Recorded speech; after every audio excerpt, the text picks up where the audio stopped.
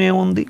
ప్రతిసారి వింటూనే ఉన్నా, లోక సంబంధమైన మనుషులు ఏదో ఒక రోజు నేను వదిలిపెట్టి వెళ్ళిపోవచ్చు, కానీ దేవుడు నేను విడిచిపెట్టేవాడు కాదు. ఇన్ఫ్యాక్ట్ మనుషులు నేను వదిలిపెట్టినప్పుడే దేవుని సన్నిధి ఇంకా ప్రభావవంతంగా నేను కమ్ముకొని ఉంటుంది.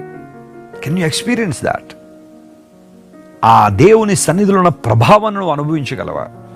పరిశుద్ధాత్మ దేవుడు నీతో మాట్లాడుతున్నాడు ఈ ఉదయకాల సమయంలో. దేవుని కృప నిన్ను ఆదరిస్తుంది. నిజమైన ఆదరణ దేవుడు నీకు ఇస్తున్నాడు. నీ భర్తను కోల్పోయావా? నీ భార్యను కోల్పోయి బాధపడుతున్నావా? మీ అమ్మమ్మనో నానమ్మనో తాతయ్యనో కోల్పోయి ఏడుస్తున్నావా? తోబుట్టువుల్ని పోగొట్టుకున్నావా యాక్సిడెంట్లో? బాధపడకు, ధైర్యం తెచ్చుకో. ఆదరణిచ్చే దేవుడు ఆయన.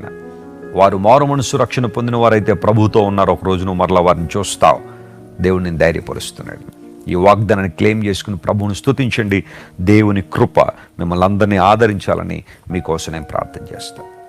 ప్రేమగల తండ్రి, నీ సేవకునికి నీవు ఇచ్చిన మాట చొప్పున